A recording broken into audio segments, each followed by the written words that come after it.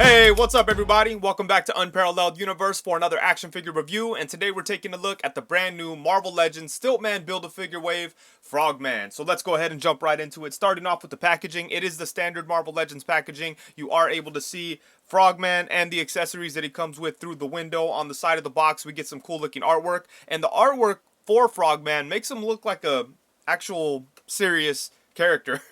It turns out, like, I didn't really know too much about Frog-Man, but I thought he was a villain. It turns out he's just a goofy ass hero that was trying to be a part of like the Defenders, but it didn't really work out. But this artwork kind of makes it seem like he's a credible bad guy or something. But then on the back we get that same artwork and then a very small biography of Frogman. And it would have been nice again if they would have put more information about the character, especially with someone like this, where most people don't know anything about Frogman, myself included. Like, I have zero idea about this character. I just know that if you ever look up top 10 stupidest Marvel characters, Frogman is always on those lists. You know, it is what it is, but it would have been nice to get some more information about the character on the back of the box. Down at the bottom, we are able to see all the figures that it takes to build Stilt-Man, and that's about it for the packaging. As I said, it is collector friendly and all that good stuff, but enough about the box. Let's go ahead and take a look at Frogman.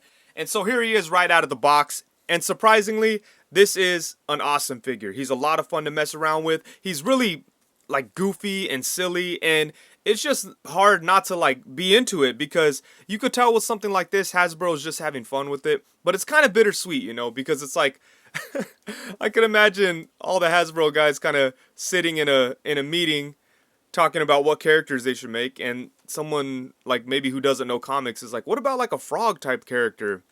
And then all the guys who do know comics, instead of saying, let's make Toad, they're like, let's make Frogman. That'd be cool, right? It turns out it is cool, but damn it, we need a good Toad figure. And it feels like they're getting close, you know, they're doing a lot of X-Men stuff. But anyways, about Frogman, he does use the Dr. Octopus body, and I think this is a really clever reuse because it's such a unique body type. It's not going to work for that many characters, but it's perfect for Doc Ock, and in this case, it's perfect for Frogman. It does look really good. He's kind of like an overweight, goofy-ass superhero. And yeah, this body type works perfect for this character, and he's so ridiculous, man.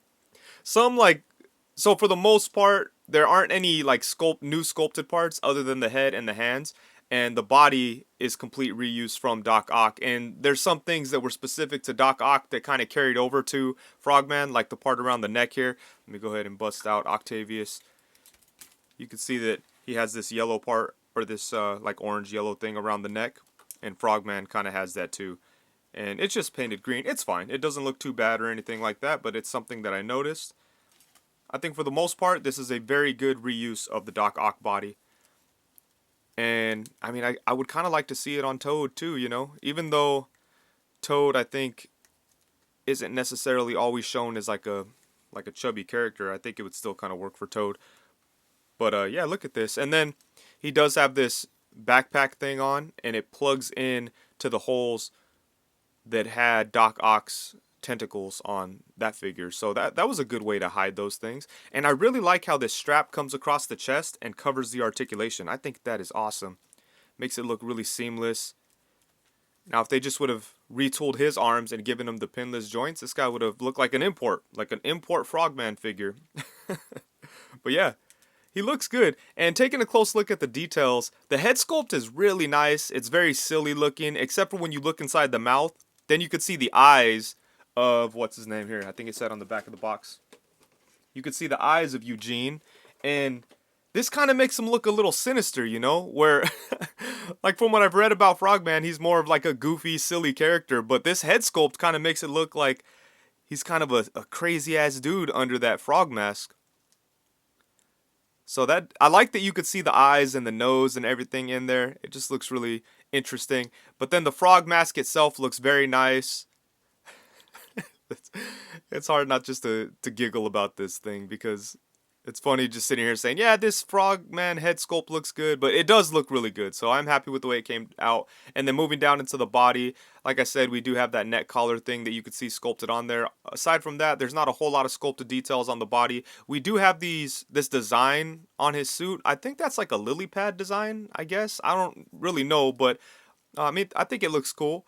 And then we do have the strap in the middle of the chest that covers the articulation, which I like a lot. And, you know, that's about it for the sculpting work on the body. The only other thing that's new, aside from the head, is the feet. And the feet are very cool. I like these big flipper type things. And then the springs on the heels. So that is a lot of fun. And one thing I got to give a huge shout out to Hasbro for is the fact that they put the serial numbers on the bottom of the feet. So shout out to them for doing that. They need to do that every time. I understand that it's something that has to be done, you know, throwing these numbers on the figures, but it's awesome when they put it in a spot that's hidden. So shout out to them for that. But yeah, I think this is a really nice looking figure. It's really silly, but it does capture the look of this character. But I would say that this figure makes it seem like he's a little bit more sinister than the comics. But still, it's still a really cool looking, interesting figure. And as far as accessories go, the only thing that Frog-Man comes with aside from the Build-A-Figure piece is an extra set of hands. So he does come with a pair of fists, and then he comes with a set of open hands. And even though that's not a whole lot, it's still more than they gave Prowler. So that's funny too. And then now let's go ahead and get into some size comparisons. Again, I'm not really sure who he needs to scale with. I don't really know like where this guy belongs. I think he followed around the Defenders for a while trying to be a part of that, but I think for the most part I'm just gonna kind of go all over the place with it. But let's go ahead and start off with some random Avengers. Here we have Frog-Man alongside the Marvel Legends Vintage Wave Vision and the Marvel Legends Wonder Man. And then next up we have Frog-Man alongside the Marvel Legends 80th Anniversary Thor and the Marvel Legends 80th Anniversary Iron Man. This character has nothing to do with Frog-Man, not even in the same universe. I think I'm going to display them together because I just feel like it works. Here we have Frog-Man alongside the Lightning Collection Pumpkin Wrapper and the Marvel Legends Doc Ock. I might end up just displaying Frog-Man with Pumpkin Wrapper and a couple of other random goofy looking characters. I think I'm gonna create a weird squad of these animal based clumsy incompetent villains slash superheroes. That might be fun.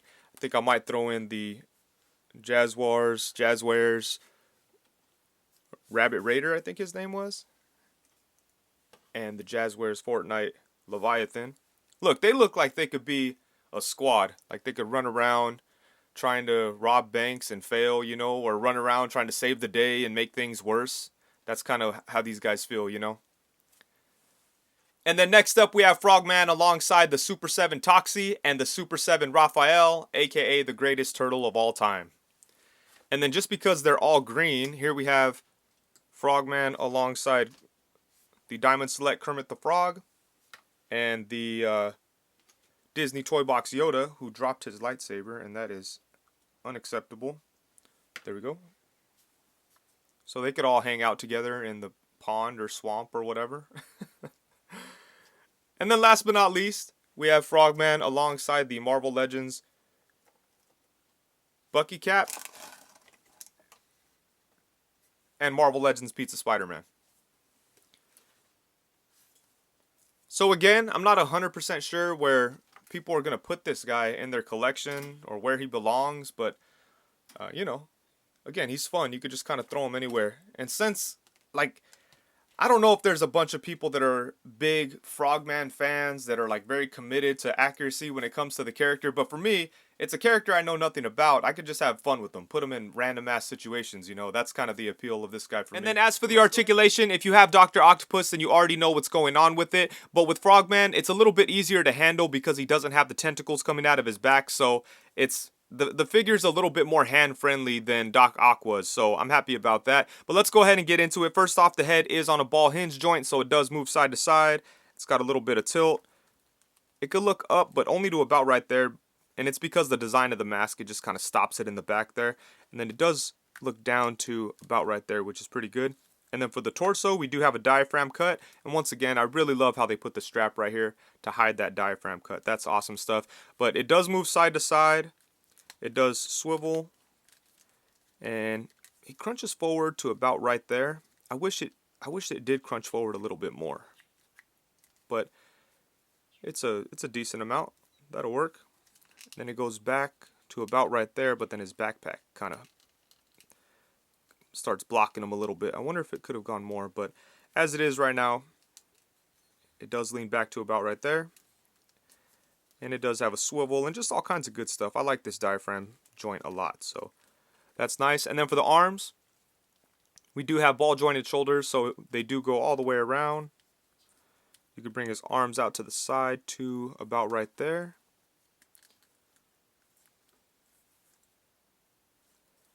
And then he does have upper bicep swivel, double jointed elbows, so he could flex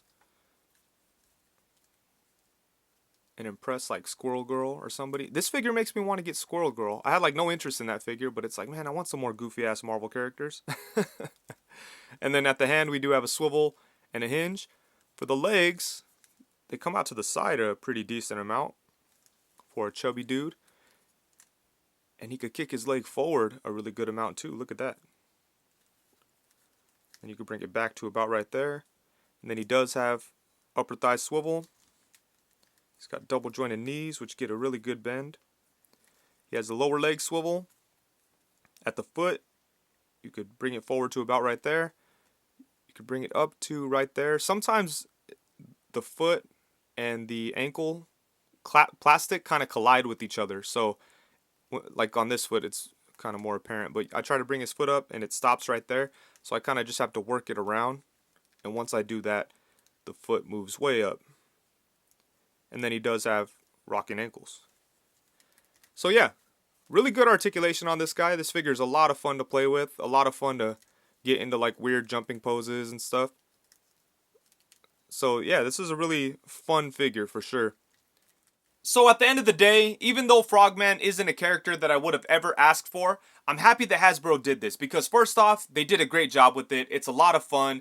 It's a really nice figure. The sculpting work is good on it. It has some accessories. The articulation is good. And it's a lot of fun to mess around with. It just looks unique. It stands out on the shelf no matter where you put them. If you put them with your serious Marvel characters, if someone walks in and looks at it, they're going to be like, what the hell is that? It's going to stand out every time. So that's appealing to me. I like goofy old Marvel characters, so I think this is dope. Even though I'm not really familiar with Frog-Man, I still am very happy about having this figure. And even though there's a lot of other characters that I would have taken before Frog-Man, I think it's very cool that Hasbro did this because it gives us a sense that they're having a lot of fun with this line and that they're not afraid to get kind of crazy with it.